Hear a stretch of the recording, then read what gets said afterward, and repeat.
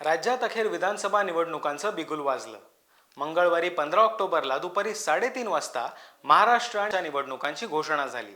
दिनांक 22 ऑक्टोबर ते 25 नोव्हेंबर या काळात महाराष्ट्रातील निवडणुका पार पडणार आहेत.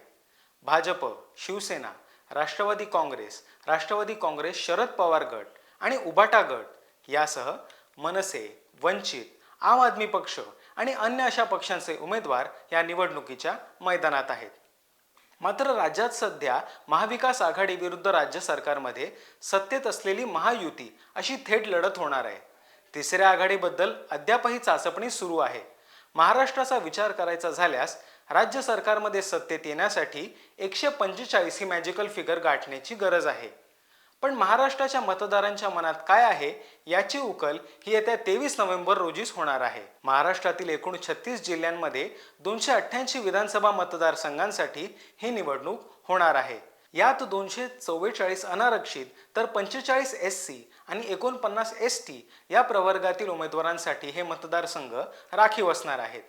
मात्र आतापर्यंतच्या झालेल्या घडामोडी पाहता नेमकं कुणाचं पारडं जड असणार, कुणाला निवडणुकीत फायदा होणार, कुणाला फटका बसणार, याबद्दलच जाणून घेऊया आज या व्हिडिओच्या माध्यमातून. नमस्कार, मी मुकुल आव्हाड आणि कॅमेरावर आहेत आलेख चाळके. MHA-MTB मध्ये आपलं स्वागत. सुरुवात करूया महायुतीपासून. महाराष्ट्रात शिवसेना आणि भाजप सरकार स्थापन झाल्यापासून हे सरकार विकास कामांच्या धडाक्यासाठी ओळखलं जातं.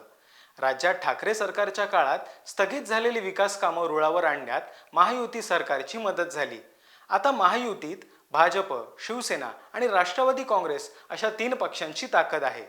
महाराष्ट्राच्या राजकारणात लागणारी समीकरणं बांधण्यात तिन्ही पक्ष यशस्वी ठरली आहेत. याला जोड आहे ती सरकारच्या लोकप्रिय योजनांची. यात सर्वात लोकप्रिय ठरलेली योजना म्हणजे लाडकी बहीण योजना.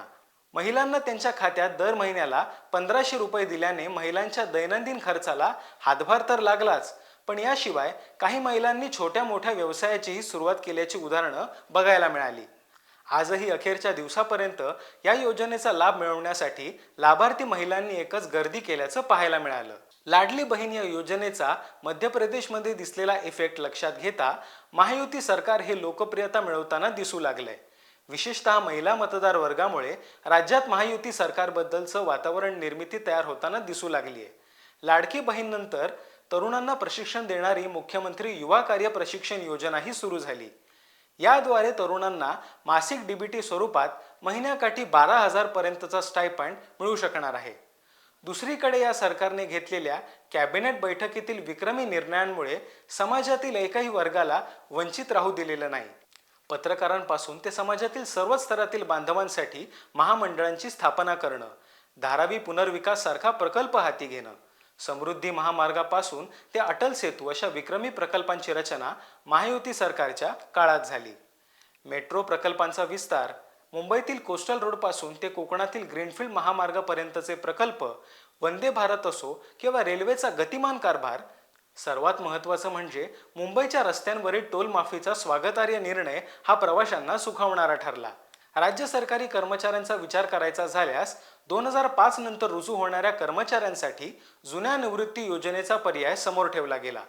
कोतवालांच्या मानधनात वाढ केली. अनुकंपा धोरणही लागू करण्याचा निर्णय घेतला गेला. महामुंबई तसेच तिसऱ्या मुंबई नजीकच्या विकासावरही भर दिला गेला. नवी मुंबई विमानतळावर यशस्वी चाचणी पूर्ण केली.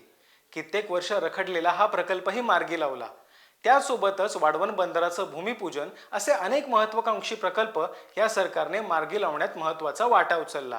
मराठवाड्यातील वॉटरग्रीड प्रकल्प असो व महाराष्ट्राला दुष्काळमुक्त करण्यासाठी देवेंद्र फडणवीसांची महत्त्वाकांक्षी असलेली जलयुक्त शिवार 2.0 योजना असो, या सर्वच लोकप्रिय योजनांनी महाराष्ट्राला लॉकडाऊन आणि कोविड महामारीनंतर तारलं आहे. परिणामी महायुतीचं पारडं जड असल्याचं दिसून आलं आहे. झारखंडचा निकाल महायुतीतल्या नेत्यांना आणि कार्यकर्त्यांचा आत्मविश्वास वाढवणारा आहे. कार्यकर्ता स्तरावरही या काळात मोठ्या प्रमाणावर योजनांचा प्रचार प्रसार झाला. दुसरीकडे महाविकास आघाडीचा मुद्दा पाहिला तर लक्षात येईल की मुख्यमंत्री पदाच्या खुर्चीवरून महाविकास आघाडीमध्ये सध्या संगीत खुर्ची सुरू आहे. लोकसभेला जितक्या सोप्या आणि सुटसुटीत पद्धतीने पवारांनी जागा वाटप केलं तितकं महाविकास आघाडीला आता सहजासहजी शक्य होताना दिसत नाही.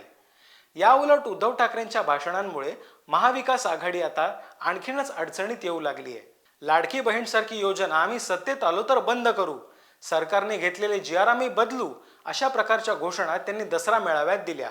या उलट सर्वात मोठा धक्कादायक प्रकार म्हणजे ज्या मराठी भाषेला केंद्र सरकारने अभिजात दर्जा दिला, त्या भाषेची तुलना गायीच्या हंबरण्याशी केली गेली. गायीला राज्यमाता गोमातेचा दर्जा दिला म्हणून त्यांचा विशिष्ट मतदार नाराज झालाही असेल, पण त्याच्या लांगुल चालनासाठी मराठी भाषेचा अपमान करणं हे कितपत योग्य आहे? दुसरीकडे महाविकास आघाडीकडे सध्या काँग्रेस श्रेष्ठी सांगतील तसाच आणि तोच जाहीरनामा आणि कार्यक्रम आहे. स्वतंत्र आणि वेगळा असा हिंदुत्ववादी अजेंडा उद्धव ठाकरेंकडे नाहीच. पवार गट आणि काँग्रेसच्या मंडळींनी फेक नरेटिव्ह याशिवाय अन्य कुठल्याही मुद्द्याला हात घातलेला नाही. त्यांनी महाराष्ट्राच्या विकासाचा किंवा महाराष्ट्राच्या भवितव्याचा कुठल्याही प्रकारचं विजन आजच्या घडीला महाराष्ट्रापुढे ठेवलेलं नाही. केवळ लोकसभा जिंकलो म्हणून विधानसभाही सहज जिंकू या भ्रमात जर महाविकास आघाडीचे नेते असतील तर त्यांच्या भ्रमाचा भोपळा फुटायला वेळ लागणार नाही. तूर्तास महायुती विरुद्ध महाविकास आघाडी यांच्या लढाईत महायुतीचंच पारडं जड आहे. तुम्हाला याबद्दल काय वाटतं हे आम्हाला कमेंट करून कळवा. व्हिडिओ आवडल्यास अधिकाधिक लोकांपर्यंत शेअर करायला आणि महा MTBच्या यूट्यूब चॅनलला सबस्क्राईब करायला विसरू नका. धन्यवाद.